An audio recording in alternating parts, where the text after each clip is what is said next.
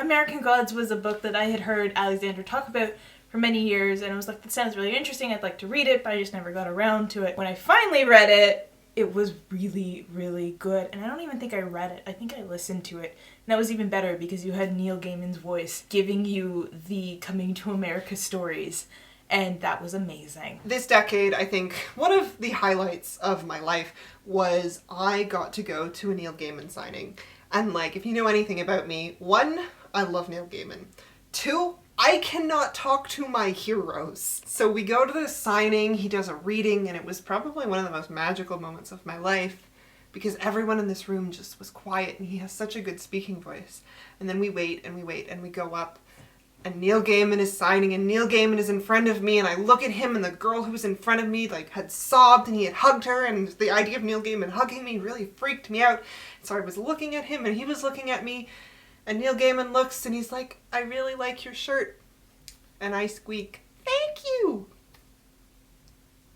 But that's not the embarrassing part. The embarrassing part, when I was looking at Neil Gaiman and Neil Gaiman said hello, I squeaked at Neil Gaiman, you're Neil Gaiman.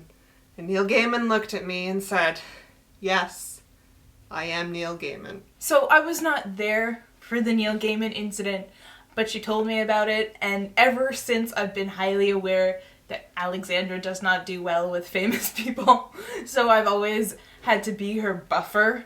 And that has been an interesting experience because now I can talk to famous people. I think one of the biggest moments of this decade for me was that American Gods was adapted for TV, and like, this has been one of my favorite books for my entire life, and so I got to reread American Gods in preparation for this TV show, and just the book still is super important to me, but it's important now for almost different reasons. What are those reasons? I don't know, now that I'm older and I know more about folklore, and I'm still super mad at 16-year-old me who low-key liesmith. Who could that be? Well, unfortunately, you spoiled that one for me. I was so mad. God damn it. Like, oh no, Wednesday's obviously Odin, but low-key liesmith. And it was just like a really interesting book. I think it was one of the first books I had read that was kind of in that, like, I want to call it a montage style, but that's not exactly what it is. But it's very... vignette-y. Yeah, episodic in a way.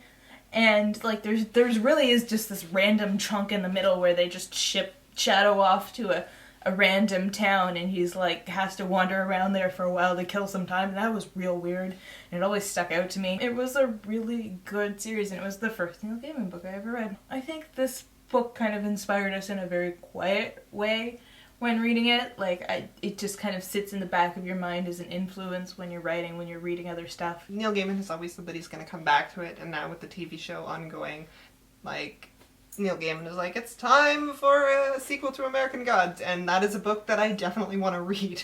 So...